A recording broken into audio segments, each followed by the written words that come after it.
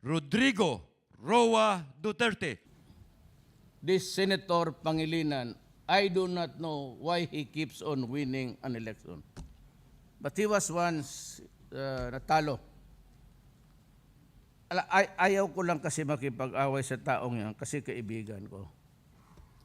Pero ang ginawa niya, noon kasi sa batas, pagka below 9 ka, wala kang kasalanan talaga, baski anong gawin mo.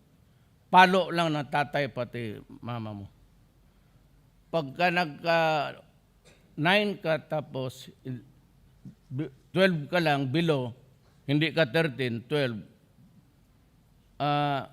dadalhin ka sa korte at tatanungin ka kung bakit gumawa ka ng masama. Ang ginawa ni Pangilinan, I'm so sad over this sordid history of our country. Pinasa niya yung Juvenile Offenders Act at binaba niya ang edad sa 15. Pagdating mo ng 15, wabaski anong gawin mo, patayin mo yung, magpatay ka dyan, maggalaw ka ng mga babae, whatever the crime, robbery with homicide, robbery with rape with homicide, kung anong kasalanan mo, pagdating ng nanay mo, ibigay ka balik sa kanya. Isang araw lang. You know, it is good to copy legislations of developing countries. That particular juvenile offender law was copied yung sa New York, pati sa Washington. Doon, pag nakasala ang bata, hindi nire-release. Kung talagang pilyo, may mali siya, yung pagkain siguro, kung gutom, kung walang damit. Pero yung magbanaksak, manggalaw ng mga babae, kung ano ngayon, magnakaw, hindi yan sila nire-release. In accordance to the law of those countries from which he copied the legislation, they are sent to a correctional facility or halfway house. There, they are lectured on responsibility sa gobyerno mo. Then the sense of accountability sa ginawa mong masama. Kaya ikukulong ka doon at lecturean ka. Hindi kulungan yan. Correctional. I-correct ka lang. Correctional facility.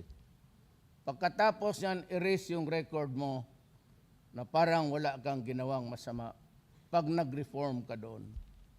The problem with Pangilinan, he was too in a hurry. Pinalusot niya yon. Kaya we produced about 15 years ago yan. We produced about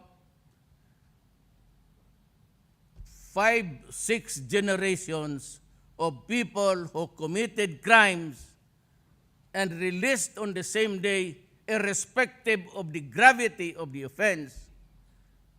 Pagka magdating doon ang barangay captain o nanay, pinapakawalaan. So makita ninyo dyan sa EDSA, pabalik-balik.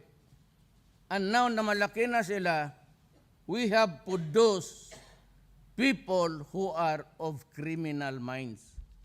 And that is why it is hard to stop the drug problem now.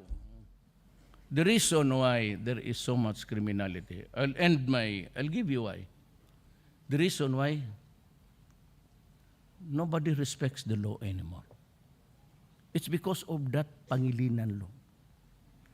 Generations of labas-pasok using these guys as couriers of Cebu. You cannot arrest them. 15 years old. They can be used and reused and utilized. Tapos labas-pasok sila. Lumaki sila ng psychological setup is that there is no law. Or if there's one, it does not have a bite.